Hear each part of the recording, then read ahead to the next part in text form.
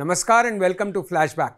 जैसा कि आपको मैं बता चुका हूं कि पिछले कुछ महीनों से जो आप ये मेरे पुराने इंटरव्यूज सुन रहे हैं वो मैंने बीबीसी के लिए रिकॉर्ड किए थे और वो भारतीय एफएम स्टेशंस पर भी प्रसारित हुए थे। उसी कड़ी में आज पेश है आपके सामने स्वर साम्राज्ञी लता मंगेशकर का ये इंटरव्यू।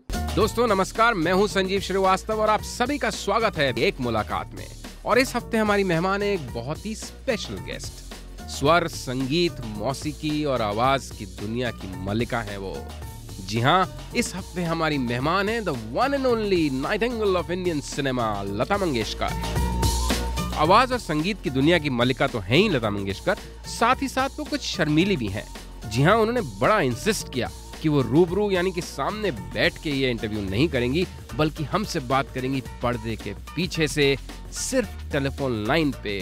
बात चाहे टेलीफोन पर हुई हो, लेकिन हुई बहुत खुलकर। और लता मंगेशकर की आवाज का जादू टेलीफोन लाइन भी कुछ कम नहीं कर सकी। अच्छा लता जी, समझ में ये नहीं आ रहा कि आपसे बात कहाँ से शुरू करें। सबसे पहले तो ये बताइए कि आपका नाम प्लेबैक सिंगिंग का एक तरह से सिनोनिम बन गया है, पर्याय बन गया है, और कैसा लगता है ये सब इतनी तारीफ करते हैं, सब बस मतलब तारीफ के पुल बांधना जो मुहावरा है ना, वो बस आपके लिए ही बना है।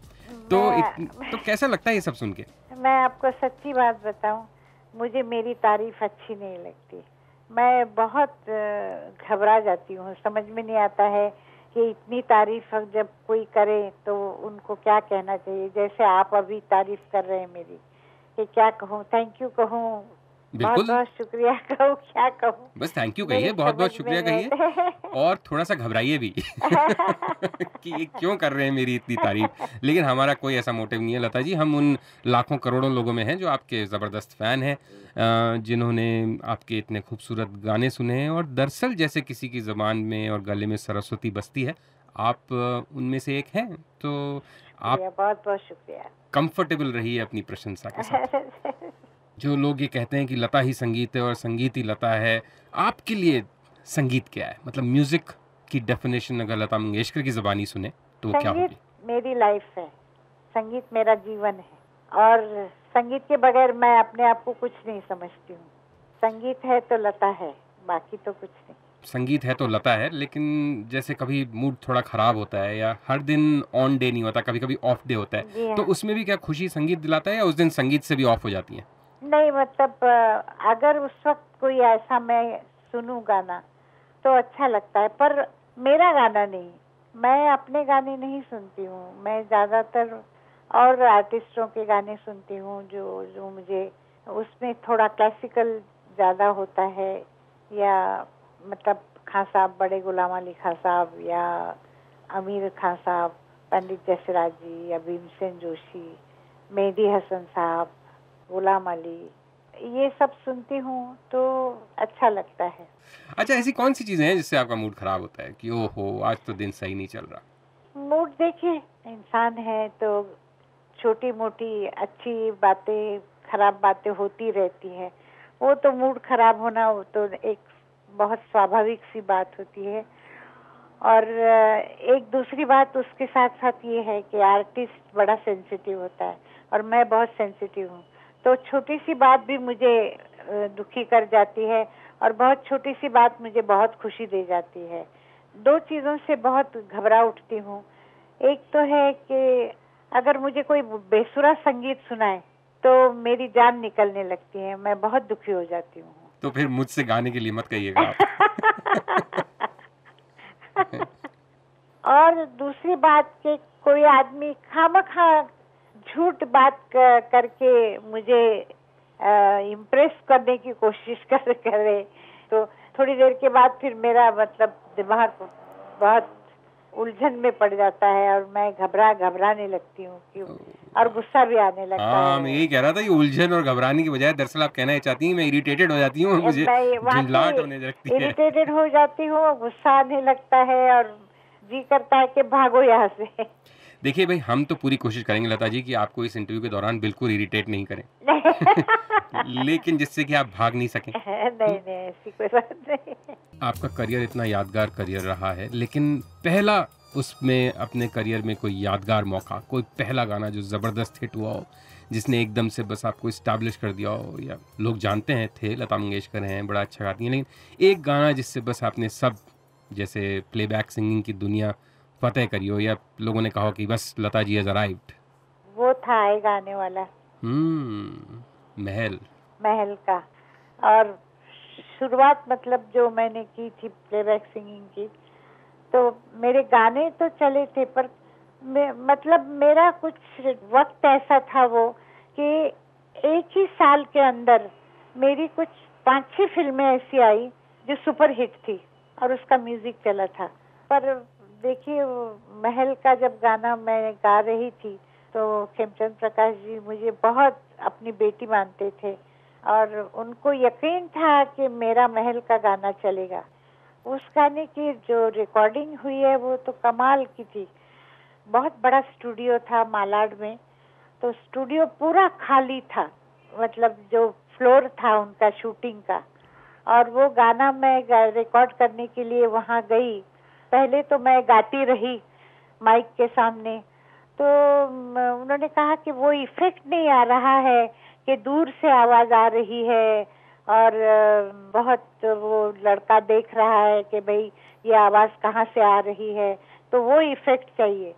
तो उन्होंने मुझे क्या किया कि एक स्टूडियो के बिल्कुल एक कोने में मुझे खड़ा किया, माइक बीच में, और मैं जो वो शेर उस गाने का था, खामोश है जमाना, तो वो मैं वहां से शुरू करती थी गाने के लिए।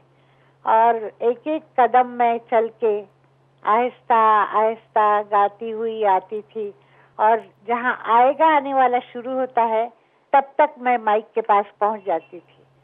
तो ये इतनी बार मैंने किया उस दिन, क्योंकि वो कहते थे कि नहीं, वो फिर वो बोल नहीं सुनाई देता है, तो आप फिर थोड़ा आगे आ जाइए, थोड़ा पीछे जाइए। ऐसा करते करते करते मतलब कम से कम सारा दिन मैंने वो गाना रिकॉर्ड किया। उस गाने में ब्यूटी तो ये है ना, सबसे अच्छा तो उसका शेर है, बोल बहुत अच्छे लिखे हुए हैं। और उन्होंने जो धुन बनाई थी, पहले कुछ थोड़ा सा अलग था कि वो आएगा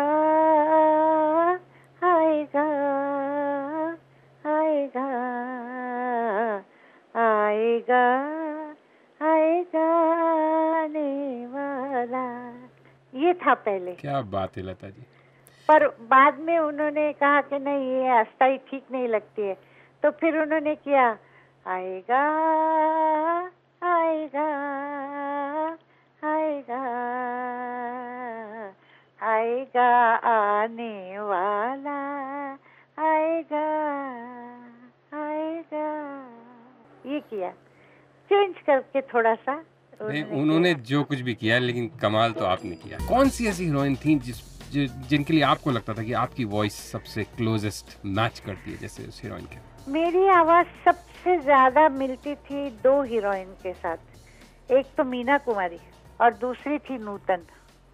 क्योंकि नूतन खुद सिंगर थी, तो आप कभी उनके डायलॉग सुनिए और उसके बाद मेरा गाना आता है तो लगता था कि वही गा रही है, बहुत मिलती थी आवाज। पर नरगिस के लिए मेरी आवाज मुझे हमेशा अच्छी लगती थी कि नरगिस को सूट करती है आवाज, पर कई लोग कहते थे कि नरगिस को नहीं, आवाज नहीं सूट करती है लता की। और नई हीरोइंस जो हैं, चाहे वो धक धक गर्ल हो, चाहे कोई और हो, हाँ। उनमें से किसके साथ ऐसा लगता है आपकी वॉइस सबसे ज्यादा जेल करती है? क्योंकि आपकी वैसे तो सबके साथ ही करती है, बट जैसे आपने नूतन, मीना कुमारी बताई, पास्ट की हीरोइंस, मौजूदा जनरेशन की। अभी नई इसमें बातचीत की आवाज थोड़ी अलग है, रानी की है, पर रानी के लिए मैंने बहुत कम गाया है मेरा ख्याल है, पर काजोल को मेरी आवाज बहुत सूट करती है, ऐसा मुझे लगता है। बिल्कुल सही कहा आपने। और रानी मुखर्जी की आवाज तो वैसे बिल्कुल अलग है, आवाज थोड़ी, पर काजोल को मेरी आवाज सूट करती है, और दूसरी माधुरी दीक्षित को।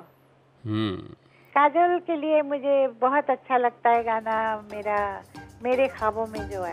लता जी, जो मौजूदा जनरेशन है म्यूजिक डायरेक्टर्स की, सिंगर्स की, उसमें आपके फेवरेट कौन है? मतलब जैसे म्यूजिक डायरेक्टर आजकल कौन, कई लोगों को यार रहमान साहब बहुत पसंद हैं, किसी को जतिन ललित, मतलब आपका कोई पर्सनल फेवरेट? मुझे AR रहमान अच्छे लगते हैं, और जतिन ललित भी मुझे बहुत अच्छे लगते हैं, पर जतिन ललित अब अलग हो गए हैं तो अब मालूम नहीं क्या होगा। वो दोनों साथ करते थे काम, तो बहुत अच्छे अच्छे गाने बनाए उन्होंने। जब आप आजकल कभी म्यूज़िक डायरेक्टर के साथ काम करती हैं, और चूँकि आपने तो कितनी जनरेशन एक तरह से म्यूज़िक डायरेक्टर्स की 50s से लेट 40s से देखी है, तो क्या फ़र्क महसूस करती हैं आप आजकल के म्यूज़िक डायरेक्टर्स और पहले के म्यूज़िक डायरेक्टर्स के काम करने के तरीके में, या कमिटमेंट में, या म्यूज़िक की अंडरस्टैंडिंग के बारे में?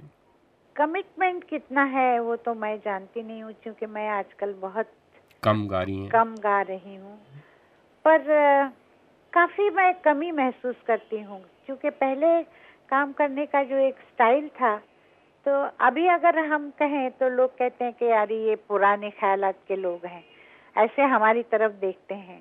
पर वाकई बात मैं आपको सच्ची बता रही हूँ, जैसे नौशाद साहब थे, नौशाद साहब एक गाना अगर बनाना हो तो 15-15 दिन सोचते थे, उसकी ट्यून, कितनी तो ट्यूनें बदली जाती थी।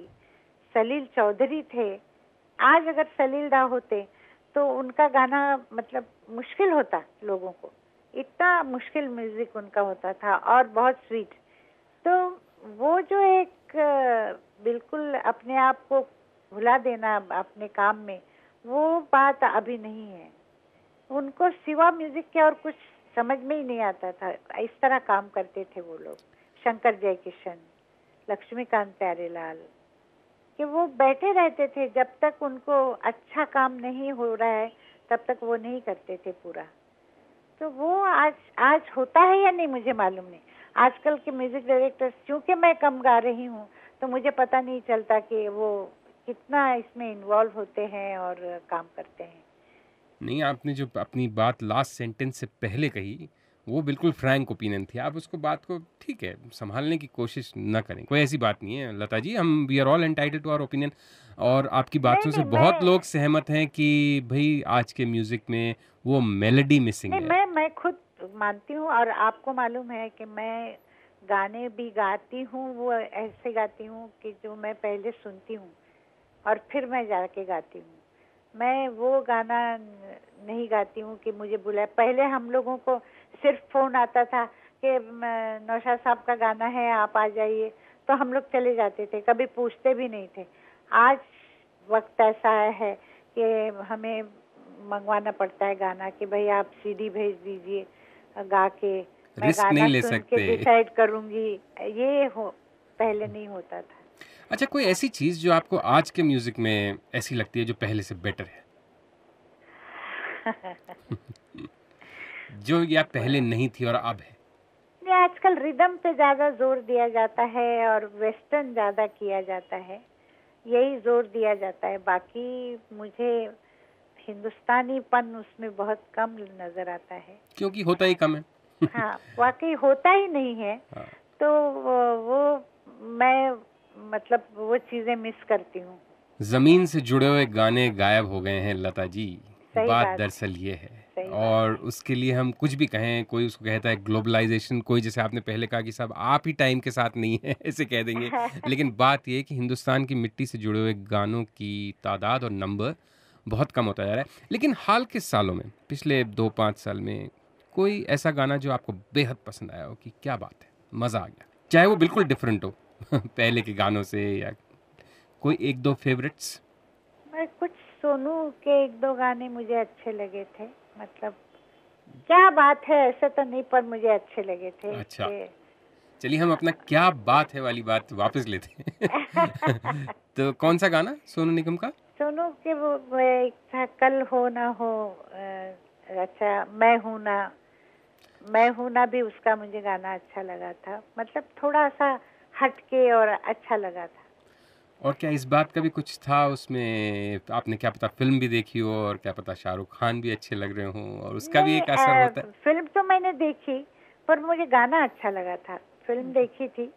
शाहरुख खान मेरे फेवरेट आर्टिस्ट हैं, मुझे बहुत उनका एक्टिंग पसंद है।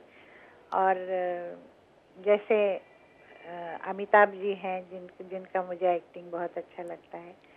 तो पिक्चर तो मैंने देखी थी, पर गाना मुझे वाकई अच्छा लगा। वो और भी उनके गाने थे, वो क्यों नहीं अच्छे लगे? बिल्कुल सही बात है। यही एक अच्छा लगा। तो गाना मतलब मैं तो गाने के हिसाब से सुनती हूँ और देखती हूँ। तो एक्टिंग जो की तो वो तो ठीक ही थी, पर गाना मुझे वाकई अच्छा लगा वो। अच्छा, आपने 2 नाम लिए अभी, अमिताभ बच्चन, शाहरुख खान, ज़्यादा कौन पसंद है? नहीं, अमिताभ जी का एक अपना स्टाइल है और शाहरुख का अपना एक स्टाइल है, तो मुझे दोनों ही अच्छे लगते हैं। और कोई आपका फेवरेट स्टार या एक्टर? मेरे फेवरेट स्टार में तो दिलीप कुमार शुरू से ही है, मतलब उनकी एक्टिंग मुझे हमेशा ही अच्छी लगी। पर आज के दौर में जो ये लोग आए हैं वो उसमें शाहरुख और अमिताभ जी तो अच्छे लगते ही। और एक्ट्रेसेस? एक्ट्रेसेस में मुझे काजोल बहुत अच्छी लगती थी, उसने तो काम बंद कर दिया है। रानी मुखर्जी मुझे अच्छी लगती है। अब माधुरी ने भी छोड़ दिया है, तो माधुरी दीक्षित भी मुझे पसंद है। अच्छा, आपकी बहन आशा भोसले भी बहुत एक मशहूर गायिका हैं और उन्होंने भी बहुत नाम कमाया है और उनके गाने का अंदाज भी बिल्कुल अलग है। तो क्या कभी घर में भी ऐसा होता है, क्योंकि आप दोनों कुछ अलग अलग स्टाइल रिप्रेजेंट करते हैं और कुछ सिमिलैरिटीज़ भी हैं, तो और लोगों ने बहुत बातें बनाई हैं कि जी आशा जी और लता जी, और आशा जी कभी उनके उस लता की लार्जर देन लाइफ परसोना के सामने पूरी तरह नहीं उभर के आई। हालांकि मैं ऐसा नहीं मानता, मैं समझता हूँ उन्होंने भी अपनी जगह बनाई है। और खैर आप तो पियरलेस हैं, तो मतलब यू आर डिफरेंट। क्या है, ये तो लोगों को बातें बनाने का मतलब शौक होता है, पर ये गलत बात है कि आशा का अपना एक स्टाइल है, उसने अपनी एक स्टाइल बनाई और बगैर किसी के मदद के। वो जब उसने शुरू किया था, वो शादीशुदा थी उस वक्त, उसकी शादी हो गई थी और उसने शादी करने के बाद ये प्लेबैक सिंगिंग का शुरू किया और इतनी मेहनत की उसने अपने आप को, उसने उसकी आवाज़ थोड़ी अलग ढंग की थी, फिर उसने उसको इतना बनाया, अलग स्टाइल उसने शुरू की और बड़ा स्टडी करके उसने अपने आप को बनाया। मैं मानती हूँ कि वो मुझसे ज़्यादा उसने मेहनत की है और उसका नाम भी उतना ही हुआ है। डेफिनेटली उसका नाम बहुत ज़्यादा है। और आपको पसंद है Asha Bhosle style of singing? Asha Bhosle style, जो उसका जो खास एक स्टाइल है वो मुझे अच्छा लगता है। इसलिए अच्छा लगता है कि मैं वैसा स्टाइल वो मैं नहीं गा सकूंगी कभी। मतलब मैं उसने जैसे गाने गाए हैं, आजा आजा वगैरह जो गाने हैं, तो वो आई डोंट थिंक कि मैं गा सकूंगी उस टाइप से। और आशा भोसले का कोई ऐसा गाना जो आपको बहुत पसंद है? मुझे उसके कव्वाली थी रोशन लाल की, वो मुझे बहुत अच्छी लगती है, निगाहें मिलाने को जी चाहता है। अच्छा, ये बताइए लता मंगेशकर जी कि फिल्म इंडस्ट्री को माना जाता है कि बड़ी ग्लैमरस तड़क भड़क वाली इंडस्ट्री है जी।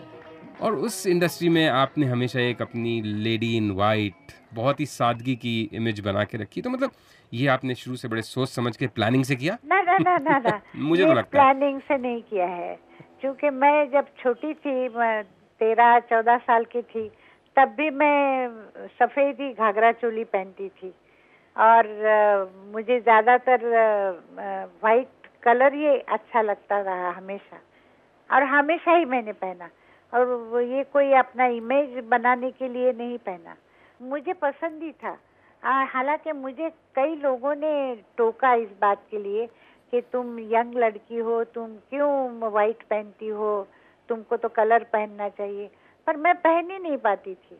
क्यों? मुझे मालूम नहीं। मैं आपको बताऊं कि मैं आज भी कभी कभी प्रिंटेड साड़ीज वगैरह पहनती हूँ, मुझे बार बार ऐसे लगता है कि जैसे मेरे ऊपर किसी ने रंग डाला हुआ है और अच्छा नहीं लगता है। और सफेद पहन के मुझे बहुत खुशी होती है। और दूसरी बात, मैं ये भी मानती हूँ कि सफेद जब भी मैं पहनती हूँ मेरा काम अच्छा होता है। आप लगती बड़ी अच्छी हैं।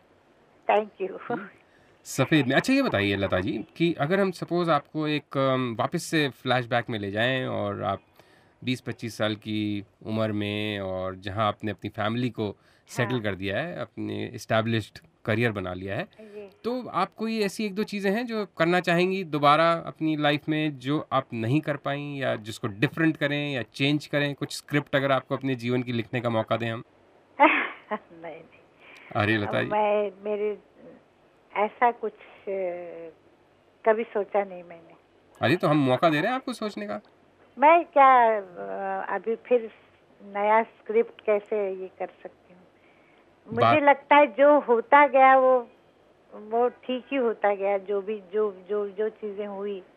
मुझे एक ही बात का अफसोस है और वो सिर्फ ये है कि मैं जब क्लासिकल म्यूजिक का रियाज वगैरह मुझे करना चाहिए था, मैं फिल्मों में गा रही थी, इसलिए मैं कर नहीं सकी और मेरा क्लासिकल की तरफ से मतलब थोड़ा सा ध्यान हट गया। लता जी, तो आपको सच में बस इसी बात का अफसोस है? वाकई मुझे इस बात का अफसोस है। और अफसोस किस बात का होना चाहिए, भगवान ने जो दिया वो बहुत दिया। बिल्कुल, बहुत दिया भगवान ने, और आप इस बात का भी बिल्कुल अफ़सोस मत करिए। आपने इतना अच्छा गाया है और इतनी बारीकी से गाया है और इतना संगीत को समझ के गाया है कि कम से कम ये आपको तो नहीं सोचना चाहिए कि मैं क्लासिकल का और रियाज़ कर लेती तो ये हो जाता, वो हो जाता। नहीं, सो वो इट्स मेरी एक खुशी की बात थी ना मेरे लिए कि अगर क्लासिकल में बैठ के गाती तो, हालांकि मैं शुरू शुरू में गाती थी, मतलब ये नहीं कि गाया नहीं, गाया है, पर जब प्लेबैक सिंगिंग शुरू हुआ तो इतना रियाज करने के लिए टाइम ही नहीं मिलता था, क्योंकि सुबह 9:30 बजे से लेकर रात के 10:30, 11, 12, मतलब कोई उसका ये नहीं होता था हिसाब। और अलग अलग स्टूडियो में अलग अलग म्यूजिक डायरेक्टर्स की रिकॉर्डिंग एक एक दिन में 3 4 बार जगह जाके रिकॉर्डिंग करना, ये सब शुरू हुआ तो फिर रियाज मेरा थोड़ा टूट गया और मुझे उसका अफसोस वाकई है थोड़ा सा। अच्छा लता जी, कभी इस बात का अफसोस भी रहा कि आपने इतनी खूबसूरत एक्ट्रेसेस के लिए इतने रोमांटिक गाने गाए और वो सब एक्सपीरियंसेस से आप एज अ प्लेबैक सिंगर निकले, तो कभी कि मेरी लाइफ में कोई ज़बरदस्त प्रिंस या शहजादा या जैसे पिक्चरों में घोड़े पे आता है कोई, या ऐसे ही आ जाता है गाड़ी में भी, नहीं आजकल तो पैदल भी आते नहीं, मैंने हैं मैंने तो मैंने नो प्रिंस कभी चार्मिंग? नहीं, मैंने कभी सोचा नहीं। और मैं हमेशा एक बात पे मानती हूँ, देखिए मैं बहुत भाग्य पे मानने वाली लड़की हूँ कि मैं हमेशा ये सोचती हूँ कि इंसान का जन्म, उसकी शादी और उसकी मौत, ये किसी को मालूम नहीं होता है और किसी के हाथ में नहीं होता है। ये ऊपर वाला चाहता है तब अचानक से हो जाता है। मेरी बहन आशा, उसने 14-15 साल की थी तब उसने लव मैरिज की, तो मेरा नहीं हुआ तो ये मेरे नसीब में था नहीं, ऐसा मैं मानती हूँ और उसका मुझे कोई अफसोस भी नहीं है। आगे बढ़े लता जी, एक और पसंद का गाना बताएं, लेकिन इस बार उस शख्स का जो आपके फेवरेट मनपसंद को सिंगर थे, हम गायक थे। मुझे व्यक्तिगत रूप से सबसे ज्यादा अच्छे लगते थे किशोर कुमार, बहुत अच्छे लगते थे। उन्होंने मेरे साथ अलग अलग टाइप के बहुत गाने गाए, पर मुझे उनकी आवाज में ना वो एक खास बात नजर आती थी कि वो जब जब भी किशोरदा गाते थे तो मुझे अच्छा लगता था, मतलब उनका गाने का स्टाइल और बड़ा समझ थी उनकी, मतलब कि कौन सा गाना कैसा गाना चाहिए, ऐसा मुझे लगता है। बहुत वर्सेटाइल थे वो, सब तरह के वर्सटाइल गाने गा तो लेते थे, थे एक तो। इसमें कोई शक नहीं, हर टाइप का गाना वो गा सकते थे। और उनके सैड सॉन्ग भी आप सुनिए तो ये नहीं लगेगा आपको कि उसमें बीच में हिचकी दे रहे हैं ह करके, ऐसा कभी नहीं उन्होंने गाया, पता चलता था कि सैड सॉन्ग है।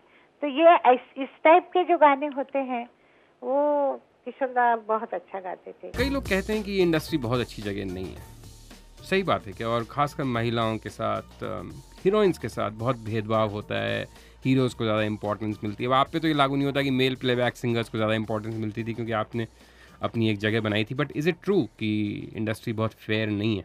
मैं सच सच कहूँ या झूठ कहूँ? अरे, हम तो इतनी देर से सोच रहे हैं आप जो कुछ कह रही हैं गीता पे हाथ रख के सच बोल रही हैं और सच के सिवा कुछ नहीं बोल रही मैं हैं सच्ची बात कहती हूँ कि इसमें आप बिल्कुल झूठ नहीं समझिए, मुझे वाकई मालूम नहीं है, क्योंकि मैं इंडस्ट्री से बहुत दूर रहती हूँ। मैं मेरा काम करके घर आ जाती हूँ। पेडर रोड। इसके अलावा जी हाँ, इसके अलावा मैं बिल्कुल कहीं जा रहे हैं पार्टियों में और इधर और उधर, मुझे वाकई पता नहीं होता है। और लोग आके मुझे कोई ऐसे कहने वाले भी लोग नहीं है कि आज इंडस्ट्री में ये हुआ और वो हुआ। बहुत छोटी मोटी बातें जो टीवी पे आ जाती हैं वो हम सुन लेते हैं, पर मुझे वाकई मालूम नहीं। लता जी, फिर तो और जब भी अच्छा और बुरा अगर आप सोचेंगे तो आजकल सब जगह मुझे लगता है एक से ही बातें होती हैं। इंडस्ट्री क्यों, बाकी जगहों पे भी होता है, सिर्फ पता नहीं चलता है। इंडस्ट्री का पता इसलिए चलता है कि सारे स्टार होते हैं, चमचम करते हैं, तो उन पे वो सब चिपकाया जाता है। वरना जहाँ आपको पता नहीं, ऐसी जगहों पे ये बातें और भी ज्यादा होती होंगी, ऐसा मेरा ख्याल है। लता मंगेशकर जी, ये सुरीला सफर आपके साथ आगे बढ़ाएं, उससे पहले अपनी पसंद का एक गाना बताइए हमारे सुनने वालों के लिए। रफी साहब के कुछ मतलब रोमांटिक सॉन्ग्स होते थे मेरे साथ, बहुत ही अच्छे होते थे। जैसे? बहुत ही अच्छे। जैसे बहुत ही अच्छा कौन सा था इनमें से? मेरा एक उनका डुएट था, वो है जरा खफा खफा, तो शागिर्द का था गाना, तो उन्होंने बहुत अच्छा गाया। सुना है आप गाने के अलावा क्रिकेट की भी दीवानी है बड़ी जबरदस्त। मुझे क्रिकेट अच्छा लगता है, मुझे टेनिस अच्छा लगता है, मुझे फुटबॉल मैचेस अच्छे लगते हैं। मैं देखती हूँ, टीवी पे देखती हूँ और मुझे बहुत अच्छा लगता है। और हमारे यहाँ के जो क्रिकेटर्स हैं, उन थोड़े क्रिकेटर्स को मैं जानती भी हूँ, जैसे सचिन है, सुनील गावस्कर है, तो उनसे कभी कभी मिलना भी हो जाता है। मुझे पसंद है, मतलब क्रिकेट पसंद है, मुझे फोटोग्राफी करना पसंद है, और ये मेरे अपने निजी शौक हैं, मतलब जो मुझे खुश करते हैं। तो आप कितनी डिसअपॉइंट हुई थी जब भारत सुपर 8 में भी नहीं पहुंचा? मैं बहुत ज़्यादा डिसअपॉइंट हुई। इसमें मैं किसी को दोष नहीं देती हूँ। देखिए, बैड पैच हर चीज इसमें आता है, तो कभी कभी हम भी खराब गा के आ सकते हैं। तो लता जी, नसीब की जो बात आपने थोड़ी देर पहले करी थी, जन्म, शादी, मौत, उसके साथ क्रिकेट भी जोड़ दें मतलब। अच्छा ये बताइए, खाने में क्या क्या पसंद है आपको? खाने में इतना कोई खास ये नहीं, हमारे मराठी स्टाइल का खाना मुझे अच्छा लगता है। और आपकी मराठी स्टाइल का खाना क्या होता है? बहुत सिंपल होता है। अच्छा। और नॉन वेज भी हमारा मराठी स्टाइल का कोल्हापुर का होता है, वो बहुत बहुत मुझे पसंद है। Kolhapuri prawn, Kolhapuri chicken, mutton, particularly Kolhapuri mutton बहुत अच्छा लगता है। और वो वहाँ उसका मतलब पुलाव बनाते हैं और 2 तरह के वो मटन बनाते हैं, बहुत अच्छा होता है। क्या वो बात, मुझे बहुत पसंद है। आज कुछ बनाया हुआ है ये सब अच्छी चीजें, हमने इतना तंग किया है आपको। अच्छा ये बताइए लता जी कि छुट्टी मनाना कहाँ पसंद करती हैं आप? When you take a break. मुझे छुट्टी मनाना अच्छा लगता है, लंदन जाना अच्छा लगता है। क्या बात है, क्यों भाई? बहुत अच्छा लगता है, पसंद है मुझे जगह। मौसम पसंद है वहाँ का? मौसम, और मुझे सबसे अच्छा उनका क्या लगता है कि उन्होंने उनके जो पुरानी बातें हैं ना, उनको छोड़ा नहीं है। वो आज भी उनके विलेजेस में जाइए तो वो सब पुराना इंग्लैंड मतलब आप देख सकते हैं, और अच्छा लगता है सब उनकी जगहों को रखना, उनके चर्च, और संभाला है उन्होंने अपनी जो ट्रेडिशन है उसको, वो मुझे बहुत अच्छा लगता है। लता जी, अगर आज मैं आपसे पूछूं कि आपकी जिंदगी का सबसे ज्यादा खुशी भरा यादगार मौका कौन सा था, तो आपको कुछ ध्यान आ रहा है? खुशी भरा मौका, मैं आपको एक बात बताऊं, मैंने सबसे पहले मैं हिंदुस्तान के बाहर मैंने प्रोग्राम किया अल्बर्ट हॉल में, जिसमें यूसुफ भाई आए थे, मतलब मेरा मतलब दिलीप कुमार जी। मैं बहुत डरी हुई थी क्योंकि लंदन में मेरा पहला शो था, लंदन मतलब हिंदुस्तान के बाहर। आप इमेजिन नहीं कर सकते, इतना मुझे डर लग रहा था। पर मुझे ये भी याद है कि मैं स्टेज पे कभी पाँव में चप्पल पहन के जाती नहीं हूँ, तो मैंने शूज पहने थे, क्योंकि ठंड के दिन थे, मार्च महीना था, तो मैंने जब वो खोले तो मुझे यूसुफ भाई ने कहा कि अरे मर जाओगी बाहर जाके, ठंडा है बहुत। मैंने कहा कोई बात नहीं, अगर ठंडा है तो कोई बात नहीं, पर जहाँ जाके मैं सरस्वती की आराधना करने वाली हूँ, वहाँ मैं चप्पल पहन के नहीं जा सकती हूँ। तो मैंने चप्पल उतारे, वो शूज, और मैं बाहर गई। और जिस तरह से मुझे लोगों ने वहाँ ये किया, प्यार से मतलब खड़े होके और स्टैंडिंग ओवेशन दिया, वो दिन था कि मुझे वाकई बहुत खुशी हुई। एक मेरा सपना था कि इस तरह का शो कभी अपना हो, और वो पूरा हुआ था। वाकई वो दिन मैं कभी नहीं भूलती हूँ। लता जी, मुलाकात आगे बढ़ाएं उससे पहले एक और गाना आपकी पसंद का। मुकेश भैया बहुत अच्छे आदमी थे, बहुत ही भले इंसान थे। मुकेश साहब के तो काफी गाने थे, मतलब जो एक गाना था मेरा राज कपूर साहब का, आजा रे अब मेरा दिल पुकारा, या सावन का महीना। और लता जी, हम ये इंटरव्यू खत्म करें उससे पहले ये रिक्वेस्ट तो करनी पड़ेगी कि कुछ भी 1-2 लाइन ही सही, लेकिन हमारे सुनने वालों के लिए गुनगुनाइए, और फिर हम आपको बहुत जबरदस्त थैंक यू कहेंगे उसके बाद। नहीं, पर क्या गुनगुनाऊं? कुछ भी जो आपका कुछ मन भी। करे।